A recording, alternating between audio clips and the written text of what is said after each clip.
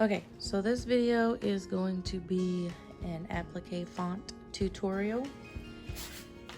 I have already created my design in Embrilliance. So with the first name here, each letter is separate. And if you look at,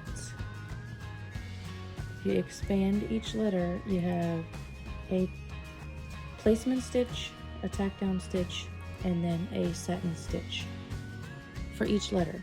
Okay, you can use any font that you want. This is the one that I went with, and I am going to stitch it out on a scrap piece of fabric. It would be perfect for a shirt, but my daughter is not liking the embroidery shirts right now. My 6-year-old, the one that had this name, she's not liking the embroidery shirts right now, so I'm just gonna do it on a scrap piece of fabric. I just like the way her name looks better than my 2-year-old's, because my 2-year-old has a really long first name. Okay, so for the purposes of this tutorial, I'm going to use my 6-year-old's name. Alright, so I am going to use cotton interlock fabric, just because I have a scrap of that laying around. For my medium, I guess you call it. For my applique, I'm going to be using this cotton woven fabric with heat and bond. For stabilization, I am going to be using a piece of non-fusible poly mesh with tearaway stabilizer, and I will be putting it together with some adhesive spray. You can also use the 505 brand. There are other brands as well, but I don't know the names of them off the top of my head. So let's get started. The first thing I'm going to do is I'm going to make sure my heat press is still on, because this has been a while in the making of this video. So just kind of wake it up. Okay, so then I am going to look at my design.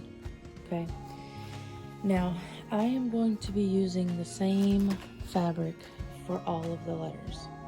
Okay, so the only thing that I need to look at is the total height and width of these applique letters, and I know that it is 7 inches wide because I made it to fill the hoop size 5x7, and it is 2.5 inches tall. Okay, so I need to make sure that my applique fabric is at least 7 inches wide and 2.5 inches tall. I will probably give it an extra half inch on each side, top, length and width,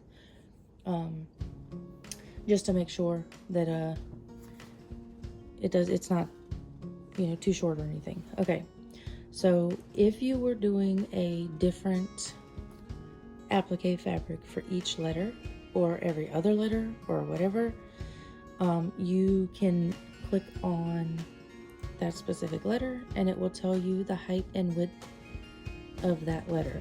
So the M here is 2 inches wide by 2.25 inches tall. Okay, and then so whatever applique fabric you want for that letter, you would make sure that you cut it about ½ inch on each measurement bigger, and then repeat that process for each letter that you want to have a different fabric. Okay, so for the purposes of this video, I'm going to be using one applique fabric for all of it. So I'm going to need to make sure that my applique fabric is, we're going to do 7.5 by 3 inches. So I'm going to lay out my fabric on the corner. this one before, so I'm going to use the same side. Well, it doesn't really matter. Okay, whatever. Okay.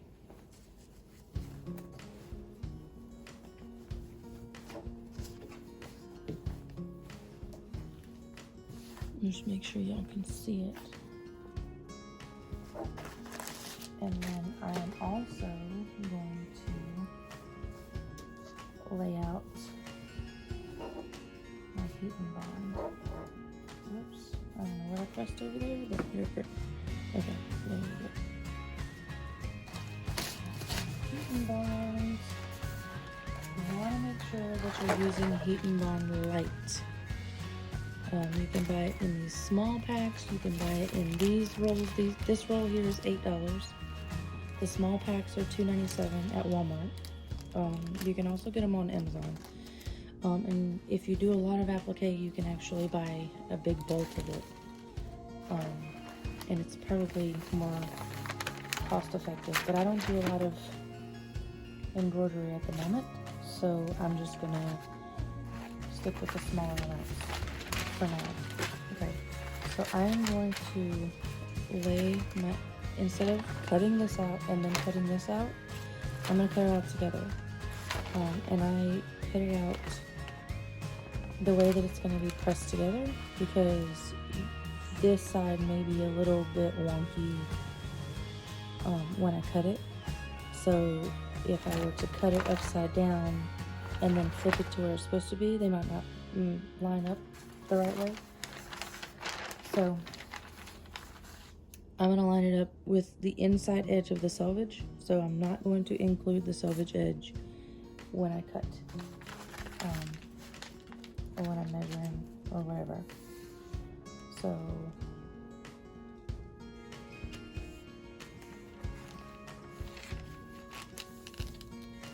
I'm going to use the edge of my big ruler here that does not have this 1/2 inch, whatever this is, on it, the border. So I'm going to start with the 1-1 or 0-0 corner, okay, and I'm going to measure 3 inches on one side, on the small side, and 7 inches on the other side. And I'm actually going to do it from the back so that I can line it up like that. So I'm going to do 3 inches along the selvage edge, and then I'm going to go 7.5 inches along the other edge. And it doesn't have to be perfect, you just want to make sure that you're at least that. And I'm just going to cut along the edges of the ruler one time, and both pieces are cut. Okay, and I'm going to go press them on the heat press for like 8 seconds. I don't know if that's right or not, but that's how I do it. I don't have any problems with it that I know of.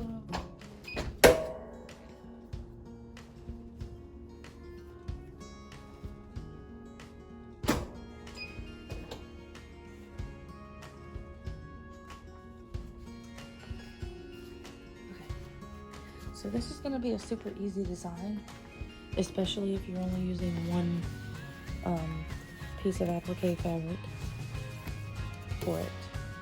So,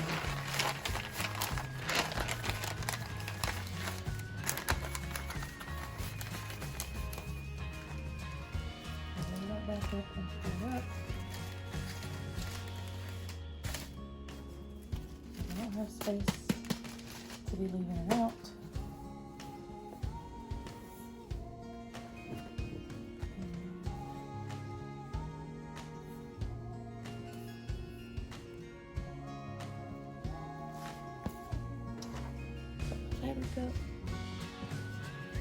Okay, so now we go to the stabilization.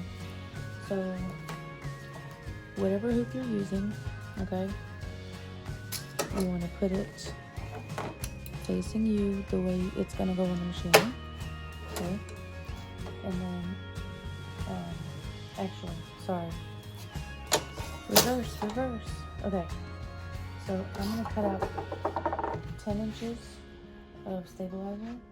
And this is like a medium weight tearaway. Doesn't have to be perfect. Does not have to be a straight cut. Okay, and I'm actually going to use this as a backing for when I spray. I'm going to spray the fusible. I'm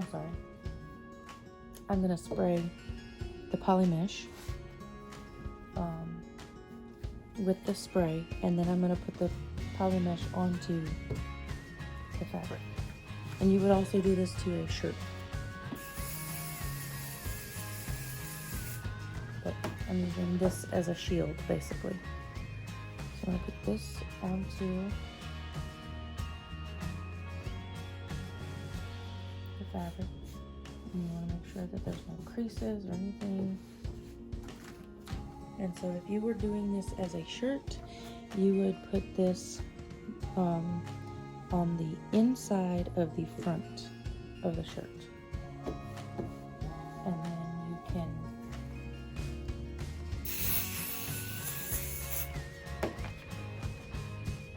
that's not what I needed to do at all. Okay, my bad. Forget that. So hoop down, facing you. Put your stabilizer. If you're using Mighty Hoops, this is super easy. But I don't have Mighty Hoops, obviously. I have a single needle. So, okay. Thank you. You just want to make sure it's tight like a drum.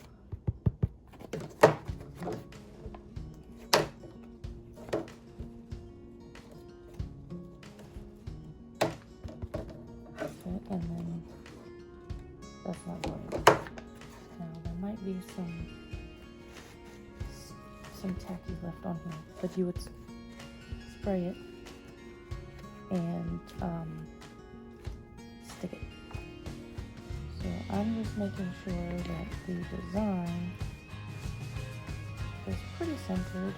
I mean, the poly mesh goes probably, that's like 1/8 of an inch here and then 1/8 of an inch there, just a little sliver.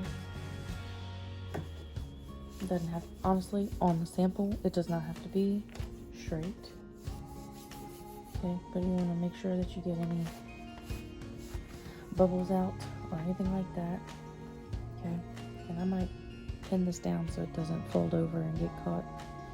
Maybe. Okay, but anyway, so if you're doing a shirt, you want to crease your shirt down the middle of the front and line it up with either the top to bottom notches or the left to right notches, depending on the orientation of your design in Design Space. So my design here is going to be this way. So if I were doing it on a shirt, I would line my midline of the... Okay, video crashed. Sorry about that. But if I were doing it on a shirt with this design, then I would line the midline of my shirt here and open it up. So the top of the shirt would be here and the bottom of the shirt would be here. Okay? Or vice versa, depending on how you load it into your machine, but that's for another day. Okay, so I have my medium hooped, and I have my design loaded in on my flash drive, and I'm going to turn you around so that you can see the machine. Okay, so here we are at the machine. I have my hooped fabric, I have my applique fabric, and I've already chosen the 2 threads that I'm going to use. So I'm going to be using this fuchsia for the outline of the applique, and then this teal color for middle name. Okay, so I'm going to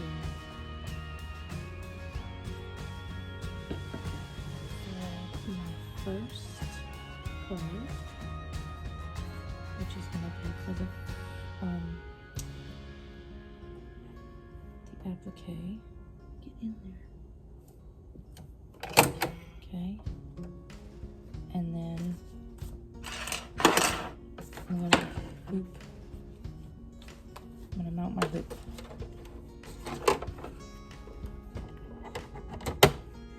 Okay, so now in the machine, you're going to go to where your design is.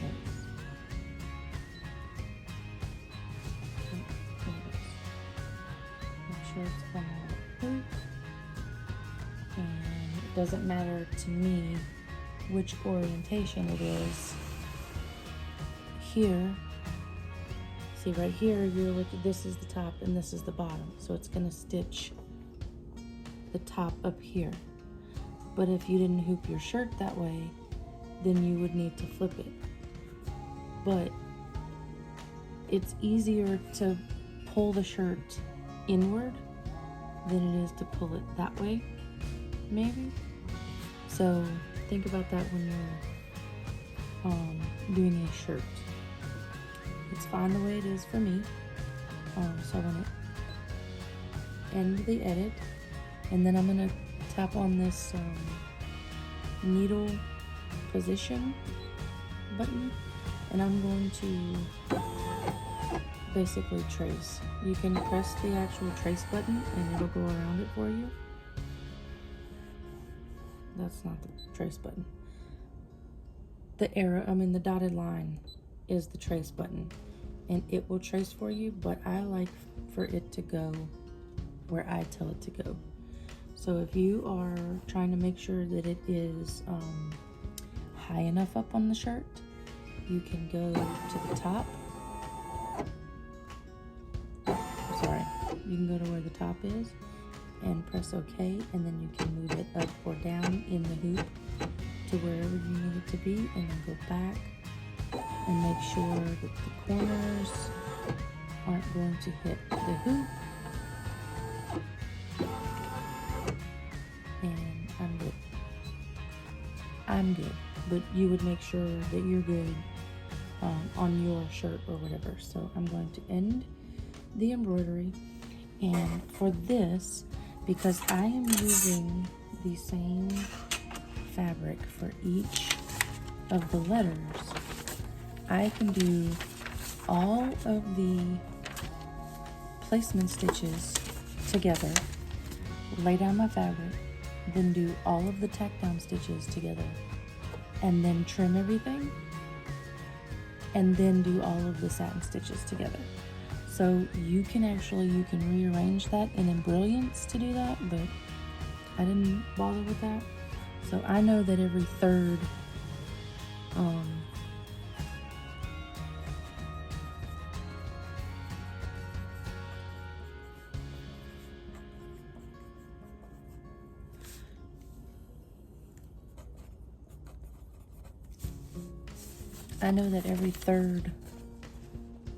every letter has 3 steps: the placement stitch, the tack down stitch, and then the satin stitch.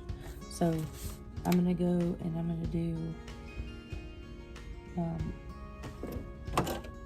step 1.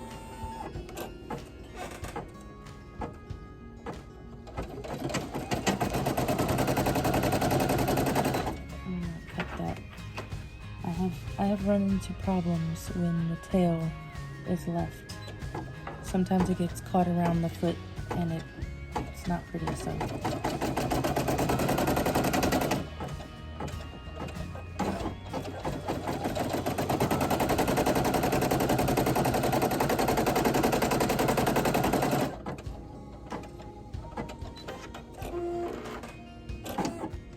Okay, and I'm gonna apologize for any background noise or whatever. My AirPods are messed up, so there's no noise cancellation. So I'm going to go to the next applique.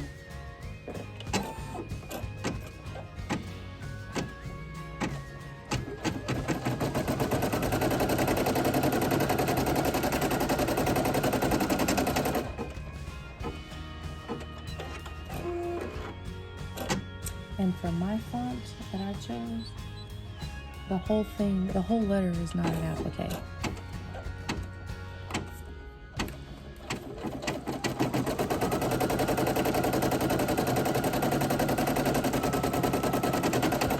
Sorry, the whole letter is not necessarily an applique.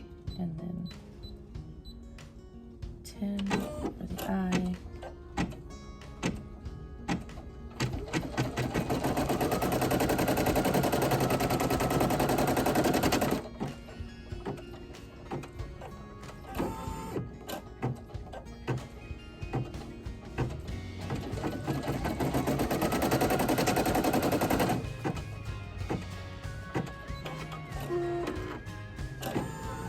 And then 13 for the last A.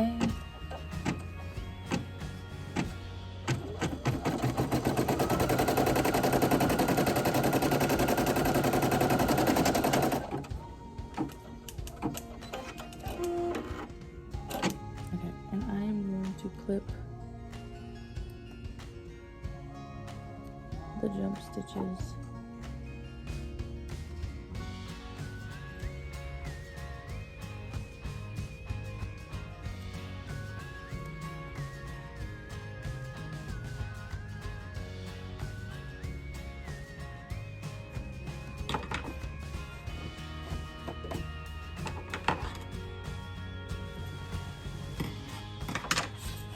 And then you want to make sure that your backing is off. And if you use the selvage and you did not add heat and bond to the selvage, you want to make sure that you don't lay the selvage over where your design is. You want to make sure that everything is covered. And then I'm going to go to step 2.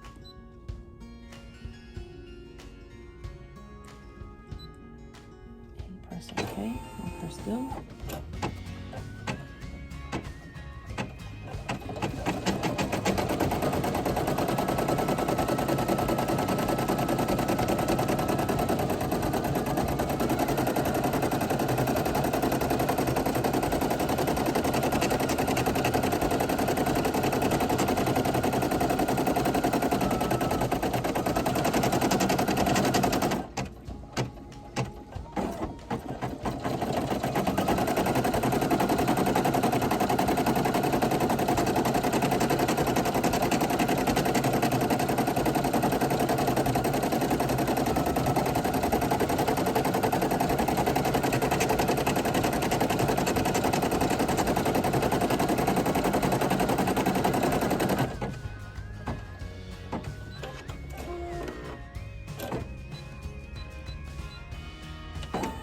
Next letter.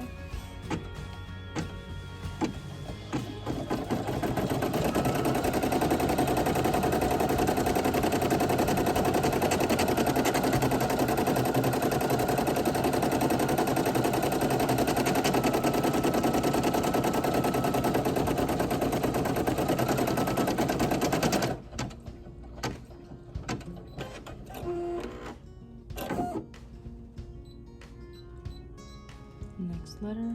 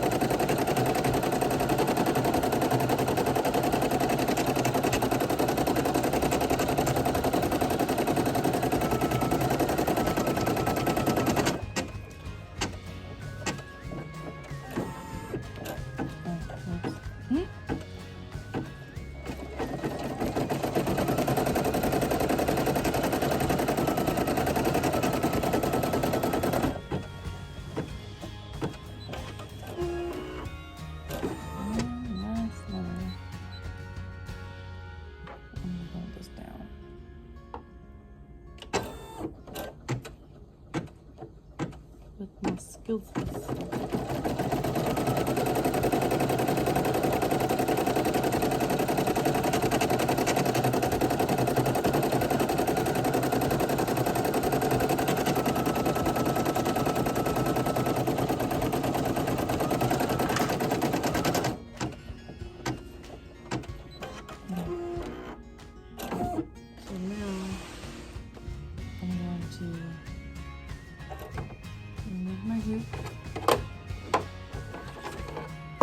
Trim. Well, you can't see that. I'm going to trim all of my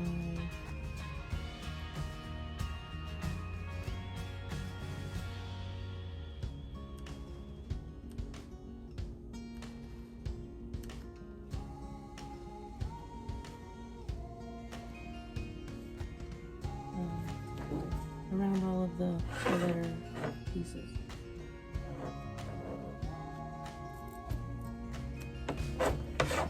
And then this part, if you're doing a satin stitch design, then you skip close enough to the. Okay, I don't know what happened. It crashed again. So anyway, what we're gonna do is once you have all of your placement, you did your fabric, and then you did your tack down stitches, you're gonna go and cut around each of the letters. Mine are not full letters.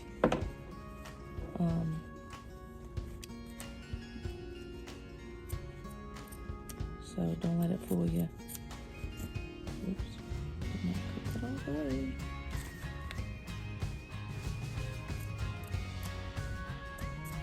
Alright, so I don't know where I cut off on the video, but just make sure that you're not cutting your actual shirt or sample fabric, whatever you're using. Cut as close to the stitches as you can. If you are doing a satin stitch, it doesn't have to be perfect. If you're doing any other stitch, you want to make it look as neat as you can.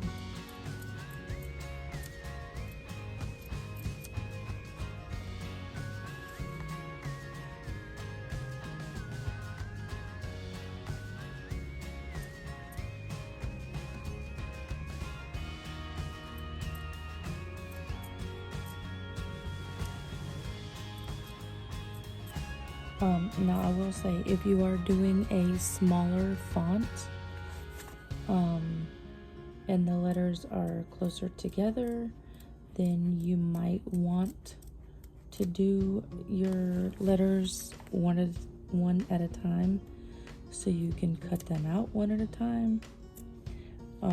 But for a bigger font, or one that's spaced out, you can do them together. It's really just what you're comfortable with.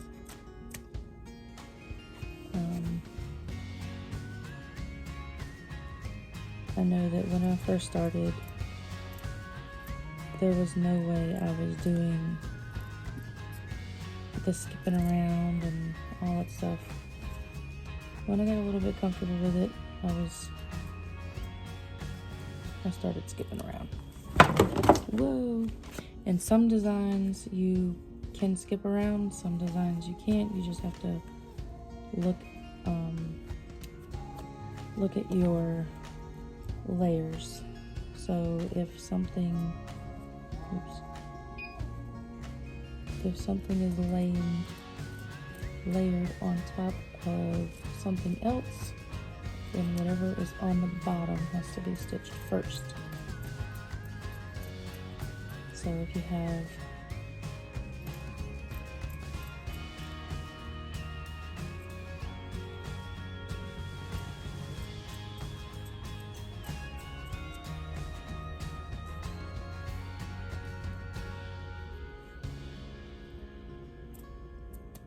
I mean, I can't really think of an example off the top of my head that would pertain to this, but basically if you have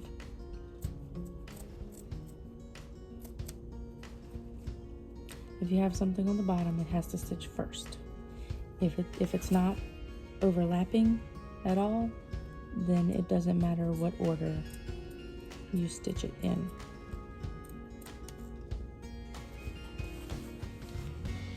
So like for these letters, if I wanted every other one to be pink and every other one to be the teal, then I could stitch out the pink, stitch out the M and the L and the second A, and then go back and stitch the A and the I in green, teal, whatever.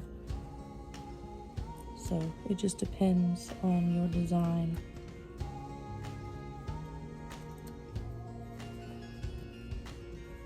And what you're comfortable with.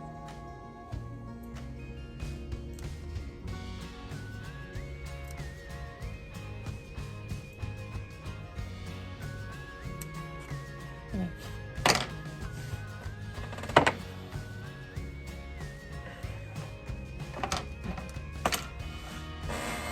And that's a big piece of fabric, but half of it was the salvage edge, so there's not really much worth keeping on here.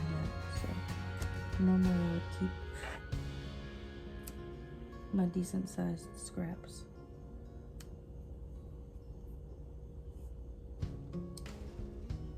Not this time. Okay. So now I'm gonna load it back into the loop.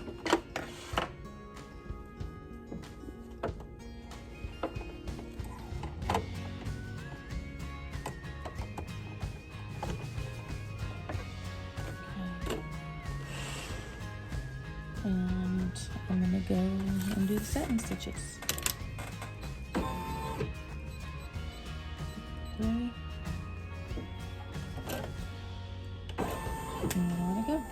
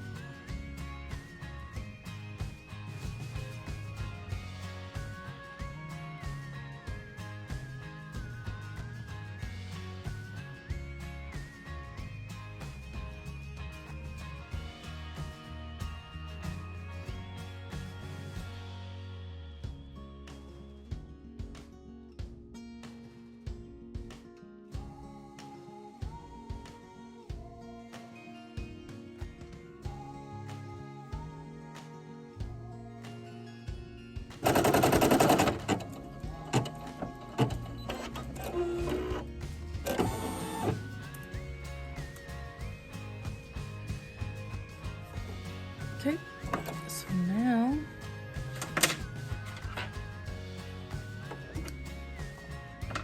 we change thread for the name.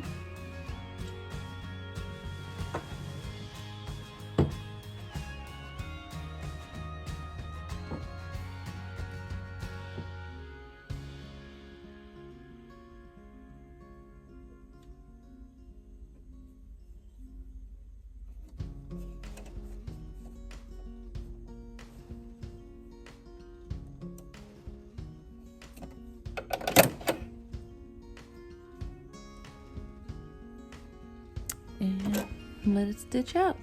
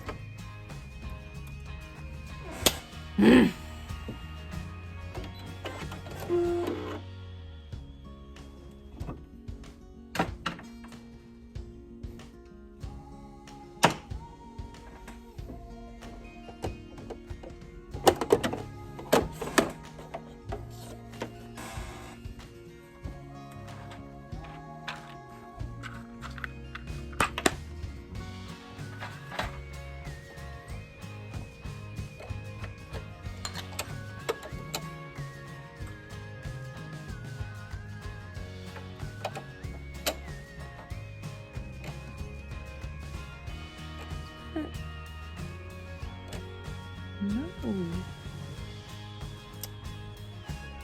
Thank you.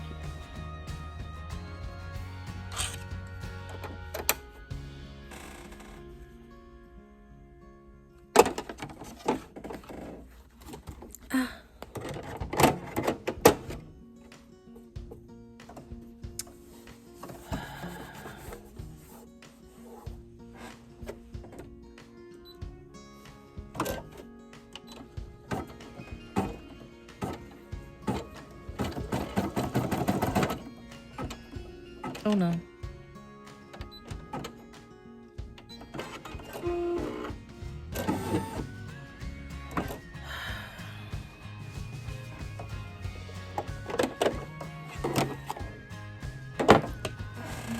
Some bobbins do that.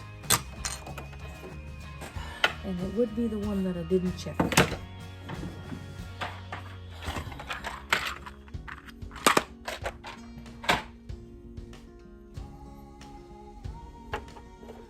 Alright, so what I'm going to do is I'm going to test this bobbin real quick.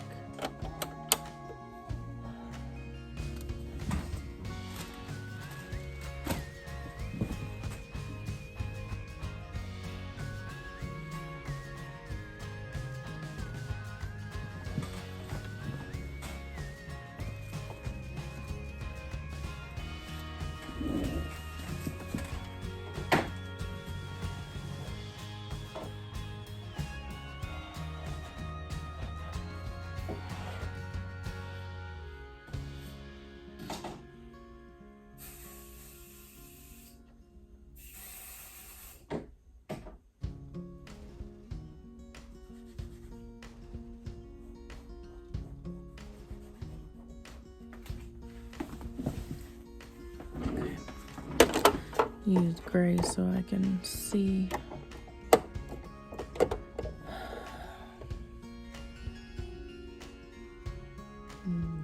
Go back 100.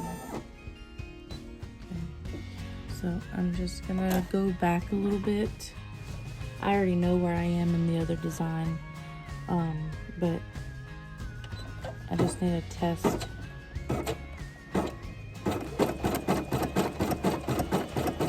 The bobbin. Okay. So it's good. Okay. So every now and then I get a bobbin that is a piece of crap, basically. I don't know why, but if you can see on this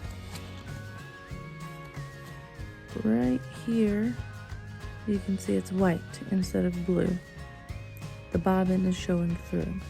It does not matter how many times I rethread it and rethread it and rethread it, it will show white. The bobbin will show through. I don't know what it is.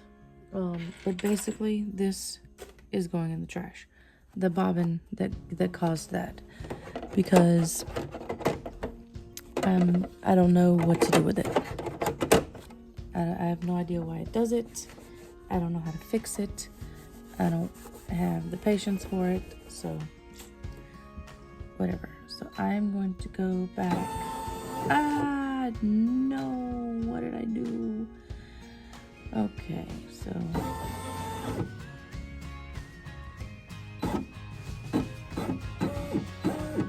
it's the start of the A, so we're gonna go backwards. Okay, and then we're gonna go +1. Okay, so this is where we are.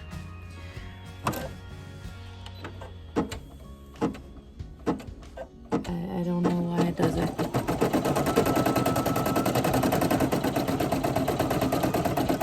So if you know why it does it or how to fix it, please let me know.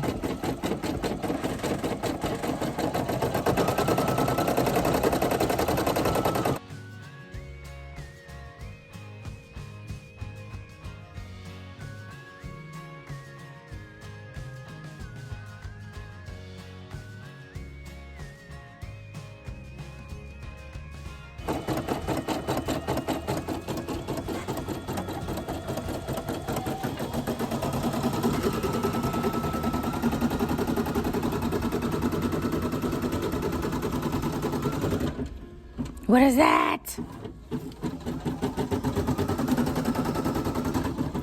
What is it?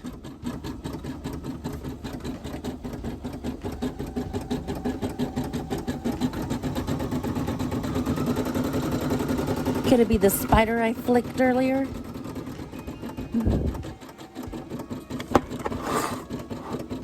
No, no, don't let him go.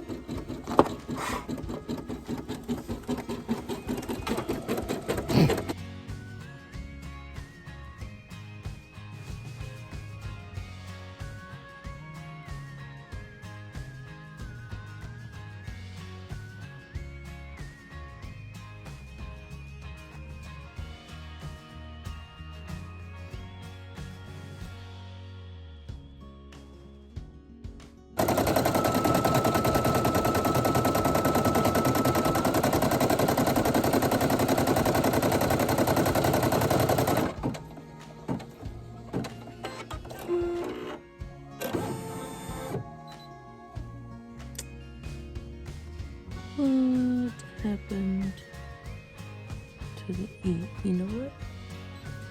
I ain't worried about it. Okay, so that is how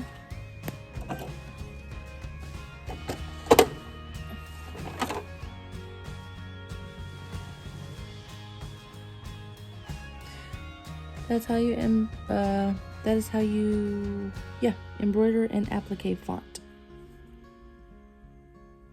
Hope that helped. Y'all have a good day. Bye.